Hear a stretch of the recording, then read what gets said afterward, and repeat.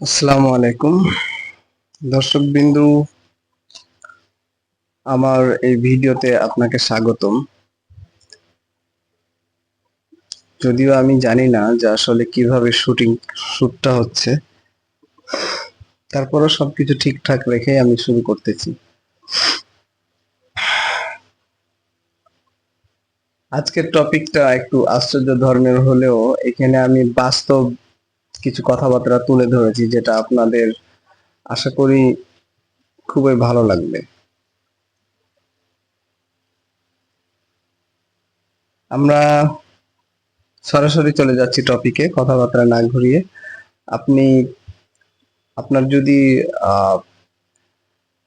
20 minute বা আধা ঘন্টা ধৈর্য না থাকে তাহলে ভিডিওটি প্লে করিয়েন না, কারণ আমি আপনার কাছ থেকে 1 ঘন্টা সময় নিতে চলেছি। সো 1 ঘন্টা যদি ধৈর্য না থাকে, দরকার নাই আমার ভিডিও প্লে করার। এই জন্য যতটুকু আপনি দেখবেন প্রথমে আপনাকে বলে দিচ্ছি, কারণ ভিডিওটা মূলত আপনার লিডারশিপের উপর তৈরি করা হয়েছে, যে বাংলাদেশে এখন কি ধরনের নেতা দরকার, এটার উপর তৈরি করা হয়েছে। সো আমার ভিডিওটি আহ সব ধরনের নেতা পর্যায়ের লোকদের জন্য, যেমন commissioner, chairman, MP, mayor, president, ঠিক আছে, মন্ত্রী, এসব ব্যক্তিদের জন্য। তো আমি তিনটা বিভাগে ভিডিওটি বিভক্ত করেছি। একটা হচ্ছে যে জনগণ কি চায়, নেতারা যা করে, আর আমাদের কি কি কি পাওয়া দরকার বা আমরা কি কি পেতে চাই। আসলে মানুষ কি চায়, আপনি সর্বপ্রথম যে জিনিসটা খেয়াল করবেন, আমরা মানুষ হিসেবে প্রথম যে জিনিসটা চাই সেটা হচ্ছে খাবার। এখন আমাদের প্রধান খাবার হচ্ছে মাছ ভাত বা ডাল ভাত, ঠিক আছে। যেখানে প্রত্যেকটা নেতার প্রথম ও প্রধান কাজ হওয়া উচিত ছিল চাউলের দামটা 10 থেকে 15 টাকা কেজিতে কিপিট আপ রাখা। কিপিট আপ রাখা মানে এটা বহমান থাকা, এটার উপরে আইন প্রয়োগ করা, যে কেউ যদি 2 টাকা বাড়ায় তাহলে তার উপর একদম শুটার সাইট হবে র্যাব দ্বারা। তো এ ধরনের আইন যতক্ষণ বাংলাদেশে না হবে ততক্ষণ কিন্তু এর সুফলটা আসবে না। কিন্তু আমরা কি এটা করি? না। চাউলের দাম বাড়তে বাড়তে আজ অনেক দূরে চলে গেছে। এখন বিষয় হচ্ছে যে চাউল বিক্রি করছে, তার কাছে যখন আদা বিক্রেতা যাচ্ছে, মানে ধরেন একটা মার্কেটের মধ্যে মার্কেটিং চলছে। এখন আদা বিক্রেতা যাচ্ছে চাউল বিক্রেতার কাছে,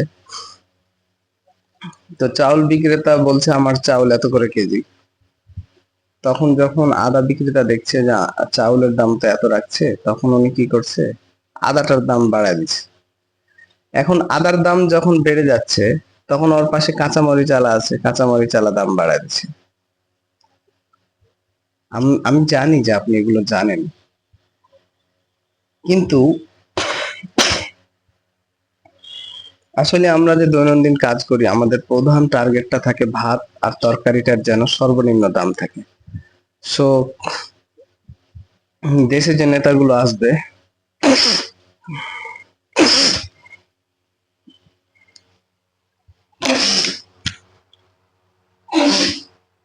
তো দর্শক, sorry to keep it waiting, cameraman না থাকে প্রবলেম হচ্ছে। সো এই ভাত তরকারির মূল্যটা যদি কন্ট্রোলে আসে তাহলে অনেক কিছু নিয়ন্ত্রণে চলে আসবে। সো আমরা যে জিনিসগুলো চাই সেটা হচ্ছে সম্মান প্রত্যেকটা জায়গায়। যেমন ধরেন সরকারি মেডিকেলে লাইন ধরে থাকতে হয়, এই জিনিসটা এখনো সরকার কিন্তু ঠিক করতে পারছে না। আমাদের লাইন কেন ধরে থাকতে হবে? আর একটা বিষয় আসি, যে আমরা যে জিনিসগুলো চাই সেগুলো হচ্ছে যে একটা প্রাইভেট ডাক্তারকে 300 টাকাতে টিকিট দেখানো, ঠিক আছে। আমি যদিও সাবজেক্ট গুলো এলোমেলো করে ফেলছি, ঠিক আছে। তো যাজ্ঞা, আমি এখন আর সিরিয়াল মেনটেন করছি না, যেহেতু আপনাকে আমি বলতে পারছি না সিরিয়ালি, এলোমেলো ভাবে বলে যাচ্ছি। যেভাবে আমি পয়েন্ট গুলো লিখেছি সেভাবে বলছি।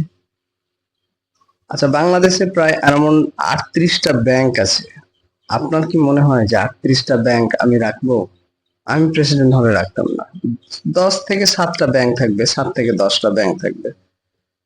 এই ব্যাংকগুলোর মধ্যে কম্পিটিশন হবে যে কে ফার্স্ট লাস্ট, আর প্রত্যেকটা ব্যাংকের ক্যাটাগরি থাকবে।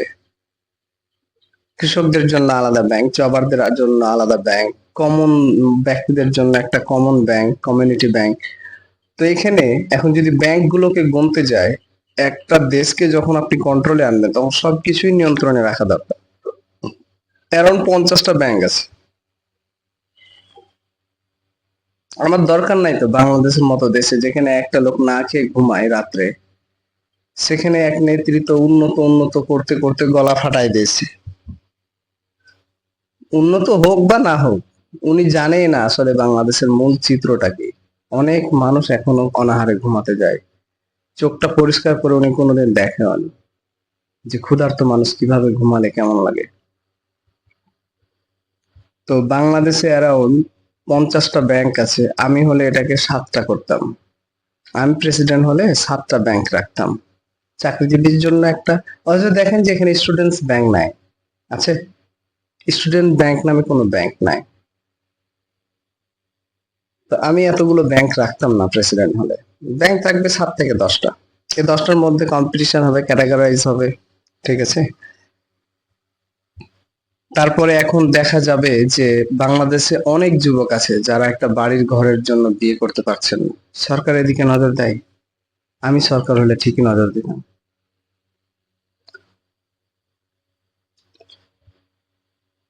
অনেক সময় দেখতে পাবেন আপনি যে ভ্যানে কয়েদিকে নিয়ে যায়, অনেক সময় পুলিশরা ধাক্কা মারে। ওকে ধাক্কা দেওয়ার অথরিটি কে দিয়েছে? একটা হাজতিকে পুলিশ ধাক্কা দেবে কেন? তার সম্মান পাওয়ার যোগ্যতা নাই? আছে। উনি যতক্ষণ সাজাপ্রাপ্ত না হয় ততক্ষণ পুলিশের অথরিটি নাই যে তাকে ধাক্কা মারে। সো আমি প্রেসিডেন্ট হলে এই নিয়মটা চেঞ্জ করব। অলওয়েজ রেসপেক্ট সেট করে দেব। আচ্ছা, আমাদের দেশের নেতারা কি করে জানেন? অলওয়েজ নিজের পকেট ভরতে রেডি থাকে। আপনি এই মুহূর্তে একটা এলাকায় যান, দেখবেন ওই এলাকার রাস্তা নষ্ট হয়ে আছে, ওখানে কেয়ার করবে না। মানে কুর্সি নিয়ে টানাটানি। উনি বলে আমি বসবো, উনি বলে আমি বসবো। জনগণ কই গেল না গেল এটা ডোন্ট কেয়ার। এটা হচ্ছে আমাদের দেশের নেতারা করে।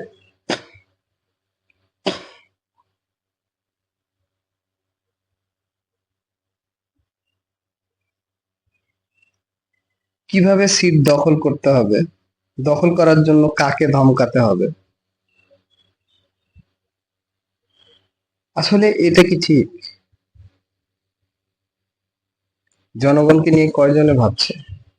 কেউ কিন্তু ভাবছে না।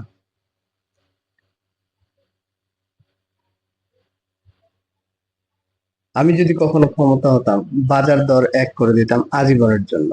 চাউল আজীবন 15 টাকা কেজি, পোলাও আজীবন 25 টাকা কেজি, ডাউল আজীবন 10 টাকা পোয়া। বাজারটা আজীবনই এক থাকবে সবখানে। এটার জন্য কৃষককে নেতাদের সাথে আলোচনা করতে হবে যে আসলে কৃষকেরা এইসব বিষয়গুলো, ফেসিলিটি গুলো চালু করার জন্য তারা কি ডিজেল কম মূল্যে চায়, ইউরিয়া কম মূল্যে চায়, পটাশিয়াম কম মূল্যে চায়? দেন সরকার will be contract with farmer that how could we reduce the price for lifetime everywhere. এখানে যদি ট্রানজিটের ফি থাকে, মানে পণ্যটা এক এরিয়া থেকে আরেক এরিয়াতে বহনযোগ্য, এখানে সরকার স্যাক্রিফাইস করবে। এভাবে একটা দেশ পরিবর্তনের দিকে আগাবে। তারপরে দেখা যায় যে আপনার একটা হাজতি বা কয়েদি, তার ডেটই নাই, কিন্তু মহুরিতে টাকা খাওয়ার জন্য বলে দিয়েছে ডেট আছে, টাকা নিয়ে নিয়েছে, সে চলে গেছে। পরে কয়েদি ঠিকই জানতে পারছে যে ওনার ডেটই ছিল না, তার মানে মহুরিতে টাকা নেওয়ার জন্য এটা করছে। সো আমি চাইবো, বা আমি গভর্নমেন্ট হলে, বা আমি গভর্নমেন্ট কাছে দরখাস্ত করছি যে এটা অনলাইন করে দেওয়া। একটা হাজতি জানতে পারবে তার নেক্সট ডেট কখন, অনলাইনে তার একটা নির্দিষ্ট বারকোড থাকবে, সে বারকোডে পাঞ্চ করা মাত্র সে জানতে পারবে যে নেক্সট ডেট কোর্টে এই সময়। এসব জায়গায় পরিবর্তন আনতে হবে একটা দেশের প্রেসিডেন্টকে। এখনো দেখা যায় যে বিভিন্ন এলাকায় সকাল 7টায় ডালি হাতে কোদাল হাতে নিয়ে একটা লোক দাঁড়িয়ে থাকে। বিষয় হচ্ছে যে উনারা যে আসলে সারাদিনে কাজ পেলো কি পেলো না, না সমাজে বিশিষ্ট ব্যক্তিদের নজর থাকে, না দেশের প্রাইম মিনিস্টারদের, না মন্ত্রীদের। আমার চোখে ঠিকই এটা নজরে পড়ে। ওই লোকটার যদি ওই দিন কাজ না হয় তাহলে ওই লোকটা কিভাবে চলবে? এটা কি কেউ ফলো করে? কেউ ফলো করে না।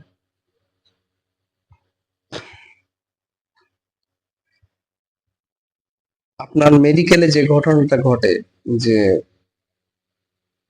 একটা রুগী যাওয়া মাত্র কিন্তু চিকিৎসা পায় না, রেজাল্ট মানে যে চোখে দেখা একটা রুগী ছটফট করতে করতে মারা গেছিল, বাট উনি যাওয়া মাত্র যদি ওনার গায়ে ব্লাড দেওয়া হতো উনি কিন্তু মারা যেত না। সো এর মানে বোঝা যায় যে আপনি নিজে যতক্ষণ আপনার জন্য আছেন ততক্ষণই, এর বাইরে কিন্তু আপনার জন্য কেউই নাই। মেডিকেলে এই জিনিসটা করা দরকার যে ব্লাড রিজার্ভ থাকবে, একটা ডাক্তার অলওয়েজ রেডি থাকবে। এই জন্য আপনাকে মুন্না ভাই এমবিবিএস ফিল্মটা দেখতে বলবো। আগে ট্রিটমেন্ট, পরে ফর্ম ফিল আপ।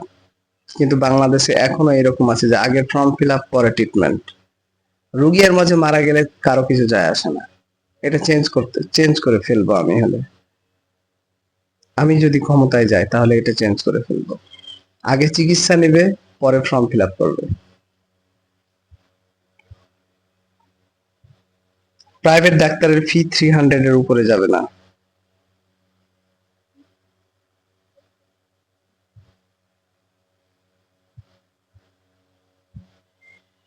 আমাদের দেশে বিভিন্ন জায়গায় দেখা যায় যে রাজমিস্ত্রি, রং মিস্ত্রি আছে, এরা কখনো ইনকাম থাকে কখনো থাকে না। বাংলাদেশে যতগুলো রাজমিস্ত্রি, রং মিস্ত্রি আছে এগুলো সবাই সরকারের আওতাভুক্ত থাকবে, সরকারের রেজিস্ট্রেশন ভুক্ত থাকবে। এবং যখন কোনো ব্যক্তি, মানে এগুলো কোম্পানি ভাগ থাকবে, প্রতিটা জেলাতে 3টা করে কোম্পানি থাকবে রাজমিস্ত্রি এবং রং মিস্ত্রির, এবং প্রত্যেকটা ব্যক্তি ওই সব কোম্পানিতে রেজিস্ট্রেশন করা থাকবে, তারা মাসিক বেতন পাবে। আর ওই ওই মানে অফিসগুলো এই ধরনের কর্মচারীকে কন্ট্রোল করবে যে আজ আপনার ওখানে কাজ আছে চলে যান। এছাড়া এটা যদি না করা হয় তাহলে যে বিশৃঙ্খলাটা ঘটছে সেটা হচ্ছে যে ওই এরিয়া আমার, ওখানে আমি কাজ করব, এখানকার লোকজন চলে যাচ্ছে চট্টগ্রামে, চট্টগ্রামের লোকজন চলে আসছে এইখানে। এই যে একটা বিশৃঙ্খলা, এটা কন্ট্রোলে চলে আসবে। একটা গুছানো আলমারি দেখতে কেমন লাগে আর একটা অগুছালো আলমারি দেখতে কেমন লাগে, আপনারাই বলেন। কোনটা ভালো লাগে আপনারাই বলেন। আপনি কি জানেন যে বাংলাদেশে এরকম অনেক সন্তান আছে, আমরা যে আজকে কারেন্টের বিল দিই, ঠিক আছে, এই কারেন্টের বিল কিন্তু আসলে লাগবে না। মানে বাংলাদেশে এরকম অনেক অনেক সময় আপনি দেখেন না যে 7 বছর বয়সে এটা আবিষ্কার করেছে। সো আমরা যে ইলেকট্রিসিটিটা ব্যবহার করি, 5,000 6,000 বিল দিই, ঠিক আছে, এটা বললে হয়তো আমি নেস্কোর শত্রু হয়ে যাব, নারদান ইলেকট্রিসিটির শত্রু হয়ে যাবে যেতে পারে। কিন্তু আসলে দেশে এরকম সন্তান আছে যারা আপনার বাড়িতে ফ্রি ইলেকট্রিসিটি প্রদান করতে পারবে, পুরো একটা এরিয়াকে কভার করতে পারবে, কোনো বিদ্যুৎ কষ্ট লাগবে না। জানেন? জানেন না, কারণ আমরা কখনো দেশের উন্নতি করার জন্য কেউ আগে আসেনি, ভবিষ্যতে আসবেও না। এই জন্য তো এই গানটা শুরু হয়েছিল, দেশটা তোমার বাপের নাকি করছো হেলা হেলা, কিছু বললেই চেপে ধরো জনগণের গলা। সো যাই হোক,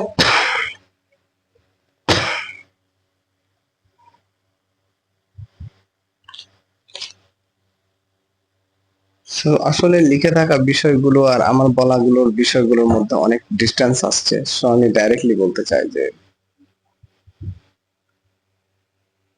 একটা মানুষ ঘুম থেকে উঠা পর্যন্ত, বেডে যাওয়ার আগ পর্যন্ত যতগুলো রিলেটেড ম্যাটার আছে, এইখানে যতগুলো হ্যাজার্ড হয়, এই হ্যাজার্ড গুলোর সলিউশন আমি সমাধান করব ভবিষ্যতে, যদি আল্লাহ আমাকে কখনো ক্ষমতায় বসায়।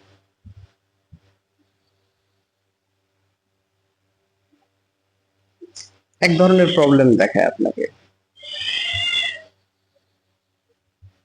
আহ বাজার দর আজীবনের জন্য এক, মুখ্য যে বিষয়গুলোকে পয়েন্ট করা দরকার সেগুলো হচ্ছে বাজার দর আজীবন এক রেটে থাকবে, একভাবে থাকবে, চেঞ্জ হবে না। ঠিক আছে, বাজার দর কখনোই চেঞ্জ হবে না, ওইখানেই থাকবে আজীবনের জন্য। এবং মেডিকেলে কখনো লাইন ধরার জন্য দাঁড়িয়ে থাকা লাগবে না। মেডিকেলে একটা রুগী যাবে, সাথে সাথে ট্রিটমেন্ট পাবে, এখানে চেঞ্জ আনা দরকার। এমার্জেন্সিতে একজন যাবে, হাত কাটা নিয়ে সাথে সাথে তার ট্রিটমেন্ট নেবে, পরে ফর্ম ফিল আপ করবে। এই জিনিসগুলো চেঞ্জ করা দরকার। যদি দেখা যায় চেঞ্জ না হচ্ছে, তাহলে ডাক্তারের জায়গায় রোবট ডাক্তার সেট করতে হবে। যদি দেখা যায় যে পুলিশ তার অভিযোগ, একটা ব্যক্তি, আমি 3-4 বার গেছি বোয়ালিয়া থানায়, রাজশাহী, আমার অভিযোগ নেয়নি। কাল যদি আমি অস্ত্র হাতে ধরি, তখন আবার র্যাব বাহিনী ক্রস ফায়ারে চলে আসবে, কিন্তু এটা দেখবে না পিছনে কি ছিল। সবচেয়ে বড় ব্যাড থিং আমাদের আইন প্রশাসনের মধ্যে, একটা ব্যক্তির হাতে ওয়েপেন্স কেন যায় এটা নিয়ে কেউ রিসার্চ করার নাই। ওয়েপেন্স গেলে সে ক্রিমিনাল, এটা চেঞ্জ করতে হবে। আগে রিসার্চ করতে হবে তার হাতে অস্ত্রটা কেন গেল, দেন অ্যাকশন নিতে হবে। যেমন আমার অভিযোগের উপর কোনো অ্যাকশন নেয়নি বলিয়া থানা, সো আমি কিন্তু ভাবছি, যাই হোক, এটা ফর্দার সাবজেক্ট। তো দেশ পরিবর্তন করার জন্য আমাদের যে জায়গাগুলো পরিবর্তন আনতে হবে সেটা হচ্ছে যে একটা নেতা ভোটেই জয়ী হয়ে গেল এরকম করা যাবে না। তাকে কম্ফু জানতে হবে, তাকে কারাটে জানতে হবে, মানে সে যে আসলে স্ট্রং সেটাকে প্রমাণ দিতে হবে, এরকম করা দরকার। আর আমি হলে যে জিনিসগুলো করতাম সেটা হচ্ছে যে, আচ্ছা শেষই করে দিই, বুঝতে পারছি না আসলে।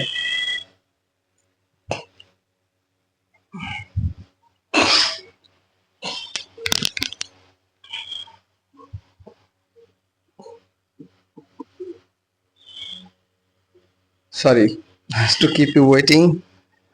সো কন্টিনিউ ফায়ারে এখন যে জিনিসগুলো আমি বলতে যাচ্ছি আপনাকে, আসলে আমার অনেক কিছু বলার আছে, কিন্তু কেন জানি বলতে পারছি না, কিছু ধরনের একটা প্রবলেম হচ্ছে। তারপর আমি বলার চেষ্টা করছি। প্রত্যেকটি রাজনৈতিক দলের নেতাকে বলছি, জনগণের পেইনকে বোঝার চেষ্টা করেন। আমি আবারও বলছি, প্রত্যেকটা নেতাকে বলছি, জনগণের পেইনটা বোঝার চেষ্টা করেন।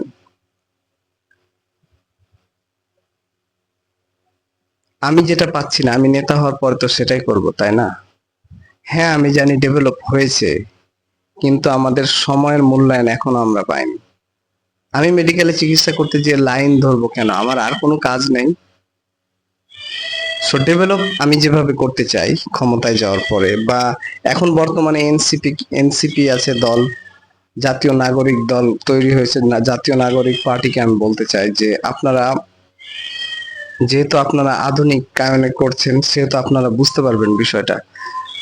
সর্বপ্রথম বাজার দর কন্ট্রোলে আনেন এবং আজীবনের জন্য ফিক্স করে দেন বাজার দরটা।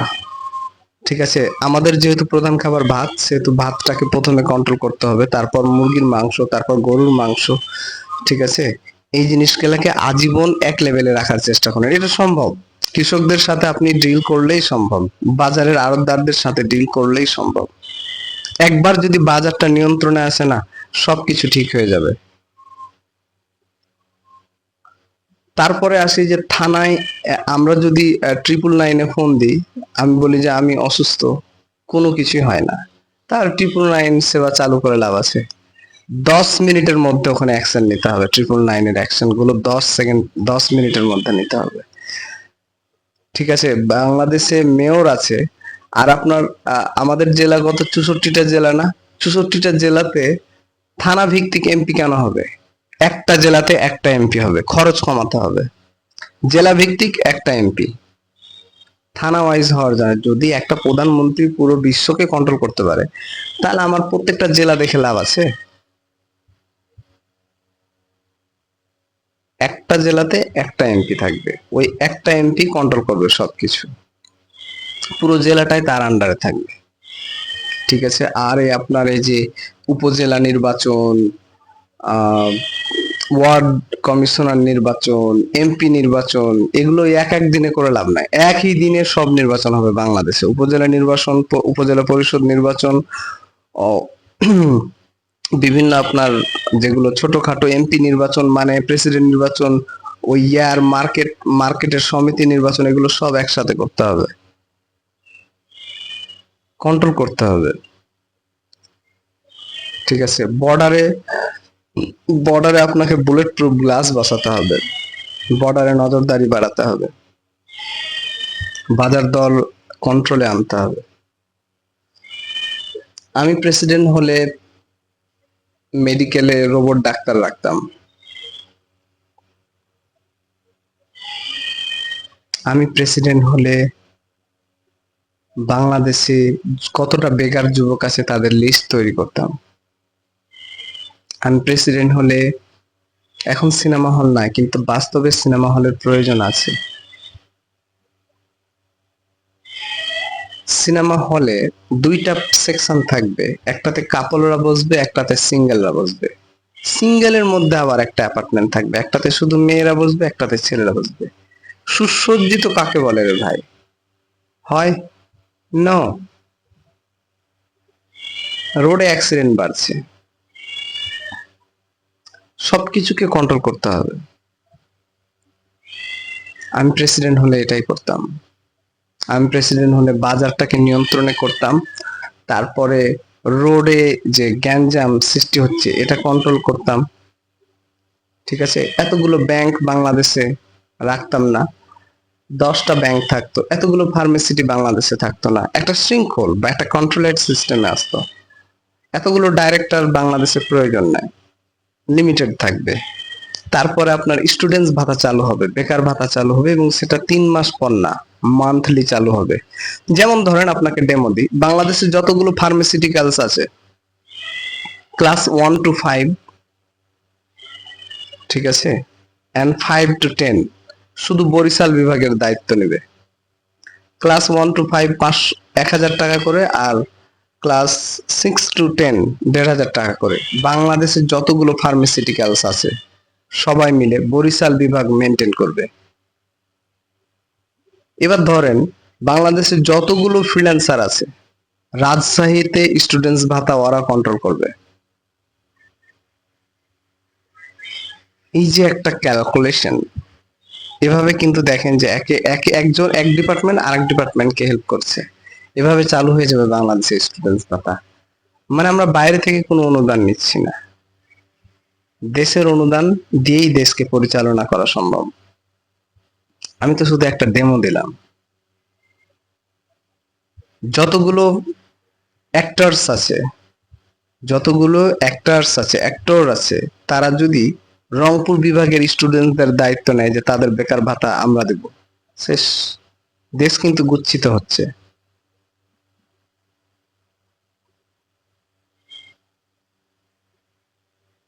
আমাদের এই জিনিসগুলো প্রয়োজন। এখনো এখনো বাংলাদেশে অনেক ব্যক্তি আছে যারা না খেয়ে ঘুমায়। এই জিনিসটাকে আমাদেরকে কন্ট্রোল করতে হবে।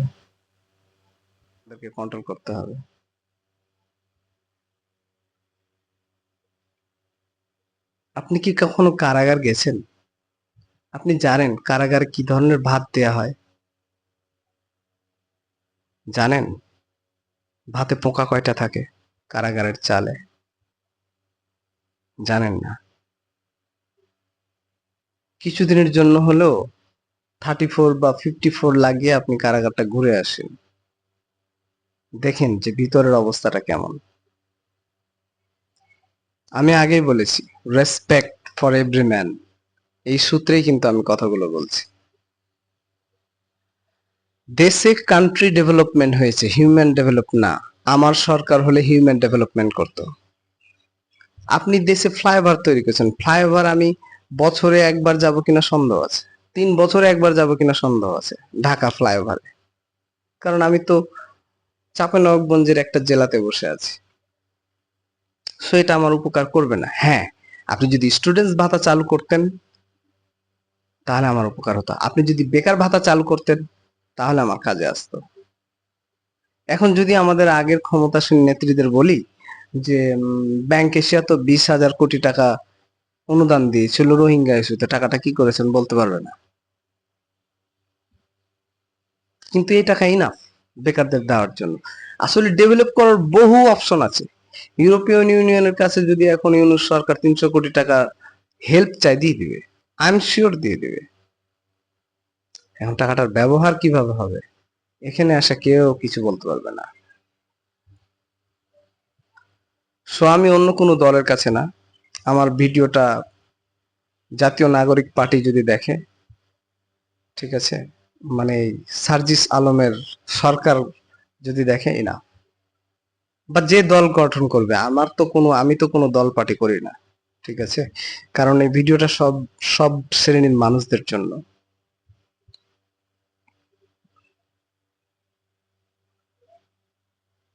আমি বাধাপ্রাপ্ত হয়েছি এসব জায়গায়, যার জন্য এই জিনিসগুলো বলছি। একটা জিনিসের দাম বাড়বে কেন, কমবে বা কেন, সেটাকে কন্ট্রোল করতে হবে।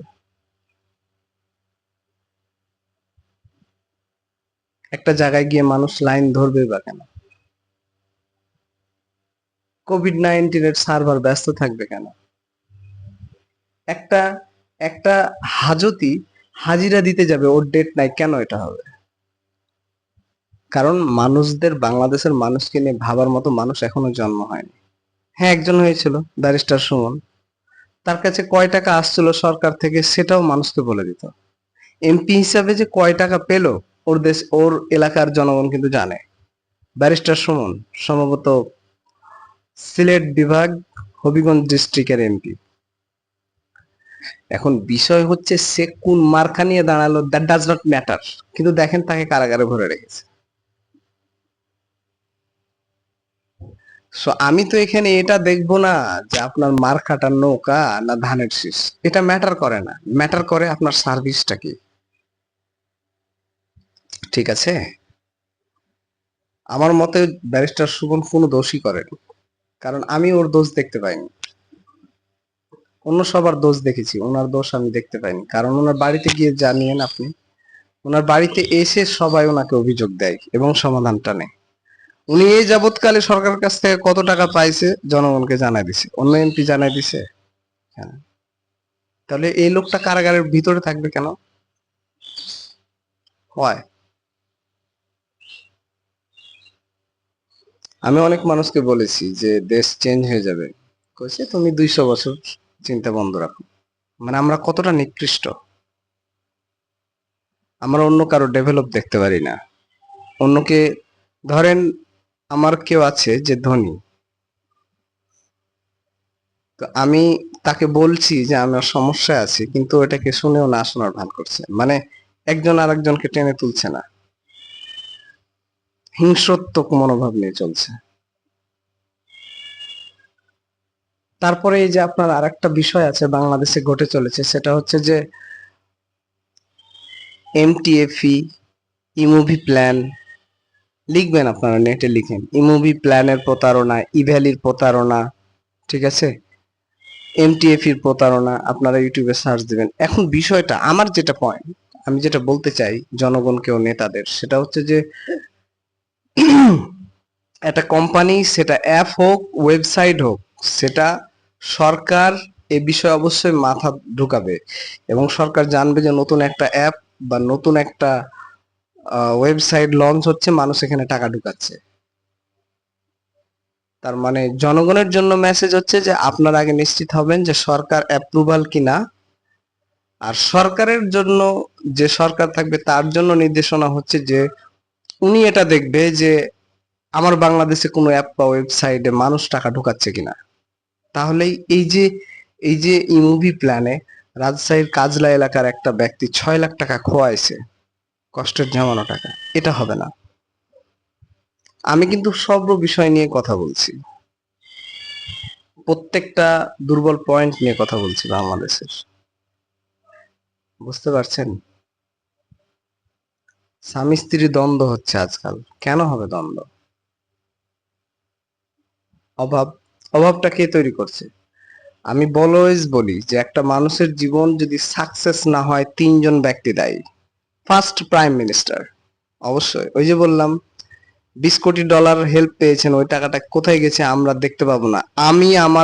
আমি সরকার গঠন করলে বা যে দেশ এখন সরকারে আসবে 25 সালের পর, তারা যেন ডিসপ্লেতে বোর্ডে লিখে রাখে যে এত কোটি টাকা এই খাতে বরাদ্দ আছে। একটা বড় ডিসপ্লে বোর্ড থাকবে প্রত্যেকটা বিভাগে, রাজশাহী বিভাগের হিসাব নিকাশ ওখানে লেখা থাকবে যে আমরা রাজশাহী বিভাগে এত কোটি টাকা অনুদান এসছে শুধু স্টুডেন্টদের জন্য, এত কোটি টাকা বরাদ্দ আসছে রাস্তাঘাট ঠিক করার জন্য, এত কোটি টাকা বরাদ্দ রিজার্ভ আছে রাজশাহী শহরে এই কাজের জন্য। আমি যদি যখন 1 টাকা ফেলবো ডিজিটাল বোর্ডে ওই 1 টাকা উঠবে, যেখান থেকে 1 টাকা আসলো। সরকার কিভাবে গঠন করে? এই গোপনে হিসাব আপনার হাতে রেখে সরকার গঠন হবে না। কোথা থেকে কয় টাকা আসলো সেটা ডিসপ্লে বোর্ডে থাকবে। আমি ক্ষমতায় গেলে যেটা করব,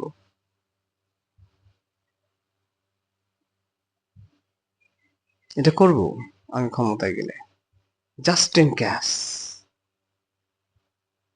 যদি হয়ে যায়। আমার হাতে কয় টাকা আসলো, আমি যে স্কোয়ার ফার্মেসিটিকে বলেছি যে তোমরা রংপুর বিভাগের স্টুডেন্টদের দায়িত্ব দাও, তো রংপুর বিভাগে একটা বাজেটের বিল্ডিংই থাকবে, আয় ব্যয়ের বিল্ডিংই থাকবে, ওখানে লেখা থাকবে যে হ্যাঁ এত কোটি টাকা অমুক ফার্মাসিউটিক্যালস ডিপোজিট করলো। এখানে আমার হাত নাই তো, সেটা আবার সফটওয়্যারের মাধ্যমে তাদের অ্যাকাউন্টে ঢুকে যাবে। সরকার হস্তক্ষেপই বা কেন করবে? মন্ত্রীর পেটে কেন যাবে 40,000, সচিবের পেটে যাবে কেন 40,000? এই বিষয়টা মাথায় রাখতে হবে।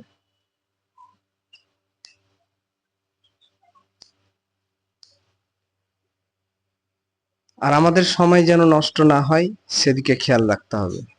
আমরা কোথাও যে লাইন ধরবো না।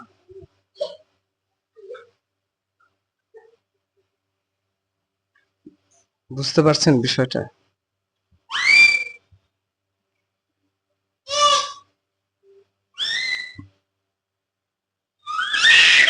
উম এই হচ্ছে ম্যাটার। আপনাদেরকে প্রত্যেকটা বিষয় এজন্য বর্ণনা করলাম যে এই জায়গাগুলোতে পরিবর্তন প্রয়োজন।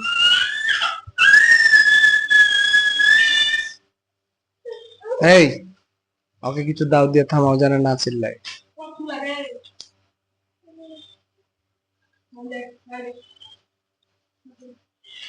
আমাদের নেতাদের এই জিনিসগুলো প্রয়োজন আছে,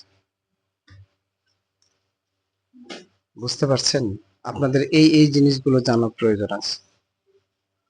একটা এমপির, একটা ওয়ার্ড কমিশনারের কাজ কি, একটা এমপির কাজ কি, একটা মেয়রের কাজ কি? একই তো। একটা মেয়রের কাজও জনগণের সেবা করা, একটা কমিশনার কাজও সেবা করা। তাহলে আমার এই 3টে সেক্টর খুলে লাভ কি? একটা এমপির কাজ যদি সেবা করা হয়, একটা মেয়রের কাজ যদি সেবা করা হয়, একটা কমিশনের কাজও যদি জনগণের সেবা করা হয়, তাহলে 3টা অফিস 3 জায়গায় কেন থাকবে? এক জায়গায় হয়ে যাবে। 64টা জেলায় 64টা এমপি সেট করতে হবে, সর্বক্ষমতা প্রেসিডেন্টের হাতে যেতে হবে, আজীবন বাজার দর একটাই থাকবে, চিকিৎসা ক্ষেত্রে কোনো ডিলে করা যাবে না, পুলিশের কাছে ব্যক্তি অভিযোগ নিয়ে গেলে সেটা ইনস্ট্যান্ট। আপনার কি মনে হয় যে পুলিশের ট্যালেন্ট ব্যক্তি আছে? ট্যালেন্ট ব্যক্তি থাকলে ডিবির জন্ম হলো কেন? ডিবিতে যদি ট্যালেন্ট থাকে তাহলে পিবিআই এর জন্ম হলো কেন? পিবিআই যদি ট্যালেন্ট ব্যক্তি থাকে তাহলে সিআইডির জন্ম হলো কেন? Can you imagine the plan? Scan your brain. Section গুলো কেন খোলা হয়েছে? পিবিআই কি বেশি বুদ্ধিমান ডিবির চাইতে? এই জন্য পিবিআই কে খোলা হয়েছে। একটু নিজের ব্রেনকে জিজ্ঞেস করেন যে আসলে এগুলো কেন করা হয়েছে। সবকিছু পুলিশকে দ্বারা করা সম্ভব ছিল যদি ওইভাবে ফিল্টার করে পুলিশ সদস্যদের নেওয়া হতো। আসলে এভাবে তো কাজ হয় না। ওদিকে তাকাও। আসলে এভাবে কাজ হয় না। সো আমি যেগুলো বললাম এই বিষয়গুলো যদি মাথায় রাখা হয় তাহলে দেশের পরিবর্তন আসবে, দেশে আমূল পরিবর্তন আসবে। কারণ একটা দেশের রাষ্ট্রপ্রধানই জানে না তার দেশে বেকার কতজন আছে। কান্ট্রি ডেভেলপ হচ্ছে, বলছি তো যে কান্ট্রি ডেভেলপ হচ্ছে, কিন্তু হিউম্যান ডেভেলপ হচ্ছে না। আর আমাদের হিউম্যান ডেভেলপমেন্টের প্রয়োজন আছে। আপনি দেখেন যে একটা ব্যক্তি যদি উন্নতি করে তাহলে তো দেশ এমনি উন্নত হবে। মানে রিভার্স মোডে ভাবছেন। বিষয়টা হচ্ছে এরকম যে আপনি আহ, কাশিমপুর কারাগারে কয়েদি বেড়ে গেছে, এই জন্য আপনি চিন্তা করছেন যে আরো 2 কোটি টাকা বরাদ্দ রেখে এরিয়াটা আর একটু বড় করি। কিন্তু আপনাকে রিভার্স মোডে যদি ভাবেন যে না, 2 কোটি টাকা ওখানে দিয়ে কারাগারের এরিয়া বড় না করে আমি ওখানে যে কয়েদিগুলো ঢুকছে ওরাকে ছেড়ে দিয়ে ওরাকে 2 কোটি টাকা দিয়ে ব্যবসায় লাগাই দিই, ডেভেলপ। ওরা যদি ব্যবসা করতে পারে তাহলে ওখান থেকে আরো 30 জন স্বাবলম্বী হবে। এটাকে বলা হয় রিভার্স মোডে চিন্তা করা। করে? করে না।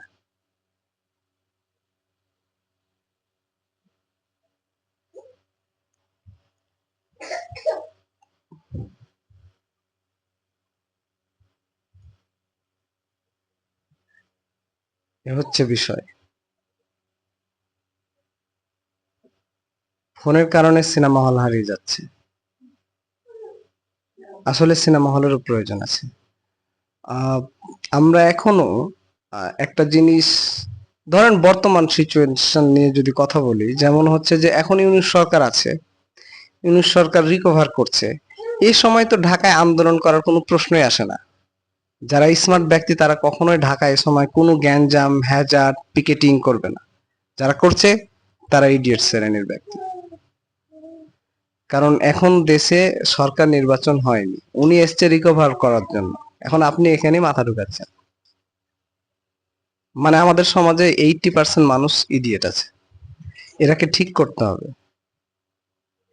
20% মানুষ ট্যালেন্ট আছে, যারা জানতে চায় না, অন্যের বিষয়ে নাক গলায় না, মাথা ঢুকায় না।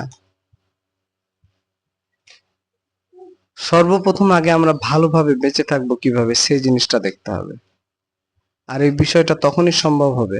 এখন দেখা যাচ্ছে যে ওয়ালটনের দোকানে ওয়ালটন ফ্রিজ নিয়ে সেলার দাঁড়িয়ে আছে, কিনতে পারছে না মানুষ। কেন কিনতে পারছে না? কারণ মানুষের আয় নিম্ন ভাবে চলছে, উচ্চ পর্যায়ে যায় না। উচ্চ পর্যায়ে কেন যাচ্ছে না? কারণ দ্রব্যমূল্যের ঊর্ধ্বগতি। এখন ওয়ালটন আর সিঙ্গার তো চাইবে তাদের পণ্য বিক্রি হোক, কিন্তু ওরা পণ্য তৈরি করে বিক্রি করার চেষ্টা করছে। ওরা যদি আবার এটা তৈরি করতো যে আমি আগে মানুষদের ধনী বানায় দিই, তাহলে কিন্তু অটোমেটিক হয়। এটাও একটা রিভার্স মোডে চিন্তা। বুঝেন বিষয়টা। একটা কোম্পানি পণ্য তৈরি করছে এবং তার সেলাররা কাস্টমার খুঁজে পাচ্ছে না, বিক্রি করবে কিভাবে?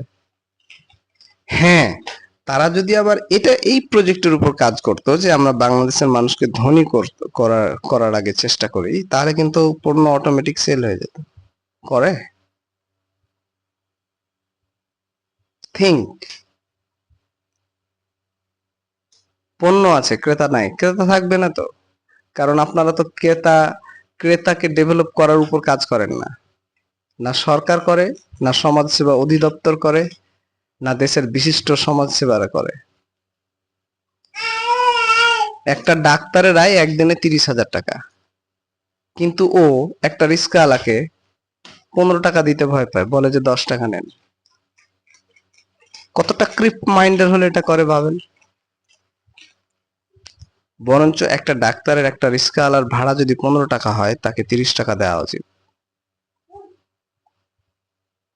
একটা মানুষের ইনকাম 30,000 টাকার উপরে হলেই সে বাকি টাকাগুলো মানুষকে বন্টন করতে পারে।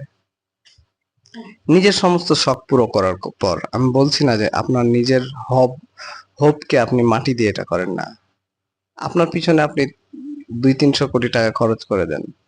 তারপর আপনার সমস্ত শখ পূরণ হওয়ার পর যদি আপনার 30,000 টাকার উপরে বেতন থাকে, তাহলে বুঝতে হবে যে আপনার ওই 30,000 টাকার উপরে টাকাগুলোকে আপনার আশেপাশের মানুষের অধিকার আছে বা হক আছে।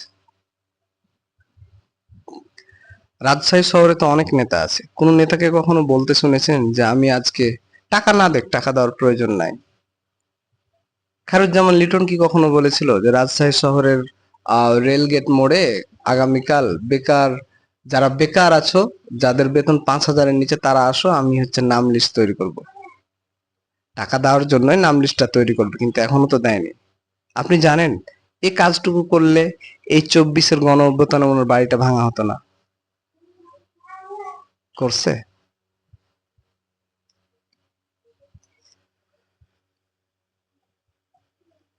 সো দেশকে তৈরি করতে হলে এই জিনিসগুলো বেশি জরুরি। ইন্টারনালি মিলিটারিকে স্ট্রং করা, দেশের জনগণের সময়কে মূল্যায়ন দেওয়া, একজন এমার্জেন্সিতে হেল্প পাচ্ছে না এ বিষয়ে মাথায় রাখা, দ্রব্যমূল্যের ঊর্ধ্বগতি নিয়ন্ত্রণে রাখা, পুলিশ যেন ইনস্ট্যান্ট একটা ব্যক্তি হেল্পের জন্য গেলে তাকে ইনস্ট্যান্ট হেল্প করা, যেখানে সেখানে একটা ব্যক্তি যেন দোকান না খুলতে পারে সেদিকে খেয়াল রাখা, পোস্টারের মতো জিনিস যেন শহরের ওয়ালে না লাগানো যায় এজন্য ডিজিটাল ব্যানার তৈরি করা। এই জিনিসগুলো আমাদের দরকার। প্রতিদিন রাস্তায় ডাস্ট ক্লিন করা একটা গাড়ি থাকা দরকার।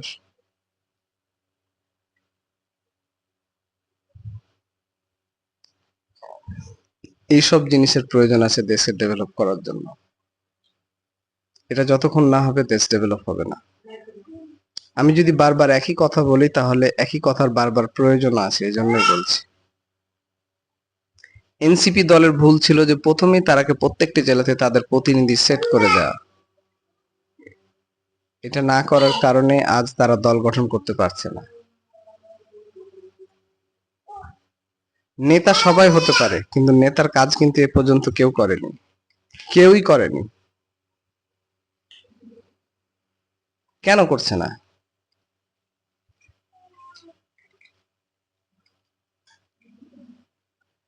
সো যে দলই ক্ষমতায় আসুক তাদেরকে আমি প্রথম তিনটা বিষয় অ্যাকশন নিতে বলবো। সেটা হচ্ছে যে স্টুডেন্টস ভাতা, বেকার ভাতা, যারা চাকরি বেকার আছে, যাদের চাকরি নেই তাদেরকে চাকরি দেয়া।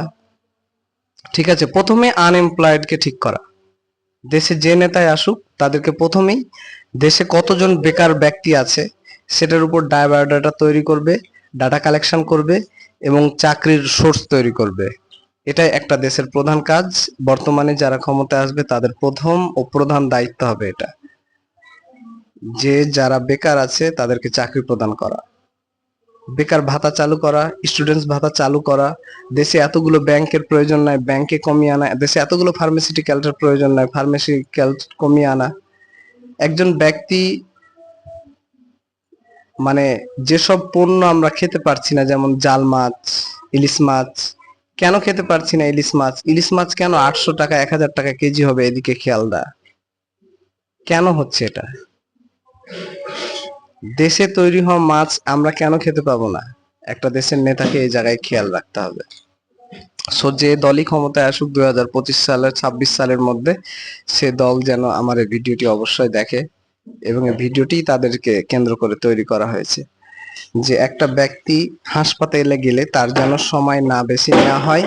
একটা ব্যক্তি মেডিকেলে গেলে আহ সে যেন এমার্জেন্সি ভাবে যদি যায়, ক্ষত বিক্ষত হয়ে ইনস্ট্যান্ট যেন সেবা পায়। তার মানে টিকিট সে পরে পূরণ করবে, আগে সে সেবা নিবে। ঠিক আছে, ব্লাড ব্যাংকে ব্লাড স্ট্রং রাখা এবং ফ্রি সার্ভিস দেয়া, স্টুডেন্টস ভাতা, বেকার ভাতা এসব চালু করা, বয়স্ক ভাতা প্রতি মাসে মাসে দেয়া, স্টুডেন্টস ভাতা প্রতি মাসে মাসে দেয়া, বেকার ভাতা প্রতি মাসে মাসে দেয়া, যারা বেকার থাকবে তাদের ভালোভাবে চাকরিতে সেট করা। এবং দেশকে উন্নতি করতে গেলে মানুষের ব্যয়কে কমিয়ে আনতে হবে। যেমন আমরা ওয়াইফাই বিল দিই, ওয়াইফাই বিল যেন কমে যায়। যেমন আমরা ডিস বিল দিই, ডিস বিল যেন কমে আসে। যেমন আমরা বিটিসিএল কমিউনিকেশন টেলিফোন ইউজ করি। এক কথায় ডেভেলপ প্রোগ্রেসে যেগুলো আছে এইসব বিষয়ে মাথা দিতে হবে, তাহলে কেবল একটা দেশ উন্নতির ধারে ধীরে ধীরে আগাবে। So thank you. আমি যদি ক্ষমতায় যাই তাহলে কিন্তু আমি এগুলো ঠিকই করে ফেলবো। পুলিশে কাজ না করলে রোবট পুলিশ বসান, ডাক্তারে কাজ না করলে রোবট ডাক্তার বসান, ন্যানো টেকনোলজি ইমপ্লিমেন্ট করেন, নো প্রবলেম। কিন্তু জনগণের সেবা যেন সঠিক হওয়া যায়। Thank you guys. হুম